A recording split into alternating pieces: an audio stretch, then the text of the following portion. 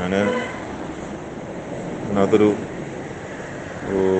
Message കണ്ടപ്പോൾ എൻ്റെ പഴയ കാലം ഓർമ്മ തോന്നി. എന്ന് വെച്ചിട്ടുണ്ടെങ്കിൽ മദ്യപാനത്തിൻ്റെ ലാസ്റ്റ് സമയങ്ങൾ. ഇപ്പോൾ മദ്യരഹിതമായ ജീവിതം നയിച്ച് കൂടെ ജീവിതം നയിച്ചു തുടങ്ങിയിട്ട് എന്ന അത്ഭുത കൂട്ടായ്മ സഹായിച്ച ജീവിതം ദൈവത്തിൻ്റെ കൃപയാൽ നയിച്ചു തുടങ്ങിയിട്ട് 2 വർഷവും 4 മാസവും ഒരു 15 ദിവസമായിട്ടുണ്ട് എനിക്ക്. അപ്പം ഞാൻ പറഞ്ഞത് എന്നാന്ന് വെച്ചിട്ടുണ്ടെങ്കിൽ, ഈ ഇതിനകത്തൊരു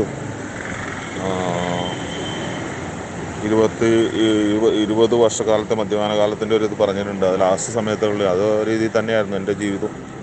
ലാസ്റ്റ് മദ്യപാനത്തിൻ്റെ ഞാൻ എപ്പിസോഡ് മദ്യപാനി എന്നാണെന്ന് എനിക്ക് പേരിട്ടുന്ന ഡോക്ടർമാരൊക്കെ ചികിത്സിക്കുന്നത്. അപ്പോൾ അതിനൊക്കെ ഉണ്ടെങ്കിൽ നമുക്ക് 10-20 ദിവസം മദ്യം കഴിച്ചുകൊണ്ടിരിക്കും, വീണ്ടും നിർത്തും, വീണ്ടും കഴിക്കും, വീണ്ടും 20 ദിവസം നിർത്തും.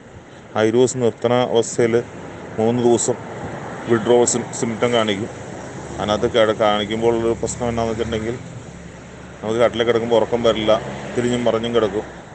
സത്യം പറഞ്ഞാൽ മരിച്ചു പോയിരുന്നെങ്കിൽ, ഇതുപോലെ തന്നെ മരിച്ചു പോയിരുന്നെങ്കിൽ എന്നുള്ളൊരു അവസ്ഥ തന്നെ വരും. എന്നാ വെച്ചിട്ടുണ്ടെങ്കിൽ ആ അവസ്ഥയിൽ മരിക്കാൻ പോകാമെന്നൊരു തോന്നലിരിക്കും. എന്നാ വെച്ചിട്ടുണ്ടെങ്കിൽ പിന്നെ നമ്മളെ കട്ടിലിൽ നിന്ന് ആരെങ്കിലും പൊക്കിക്കൊണ്ട് പോകുന്ന ഒരവസ്ഥ ആയിരിക്കും, എയറിൽ നിൽക്കുന്ന അവസ്ഥ.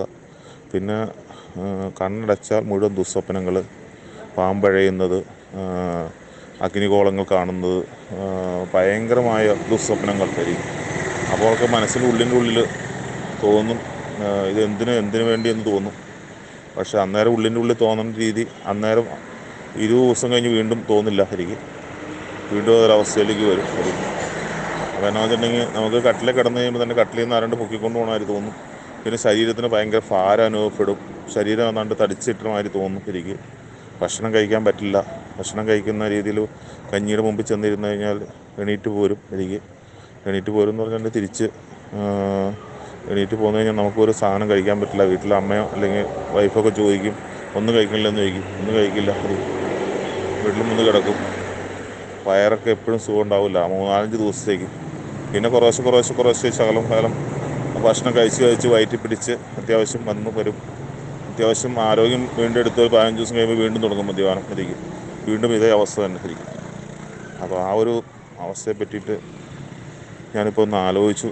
അതിൻ്റെ ഓർമ്മ, ആ പഴയ ഓർമ്മ എനിക്കൊന്ന് ഇപ്പോൾ ഒന്ന് തീട്ടിയെടുക്കാൻ പറ്റിയിരിക്കും. അപ്പോൾ അതുകൊണ്ടാണ് ഞാൻ എൻ്റെ പ്രിയ സുഹൃത്തുക്കൾക്ക് ഒന്ന് ഷെയർ ചെയ്യണമെന്ന് തോന്നി. വേൾഡ് തലത്തിലാകുമ്പോൾ ഇത് കൂടുതൽ ഇത് ചെയ്യുമല്ലോ.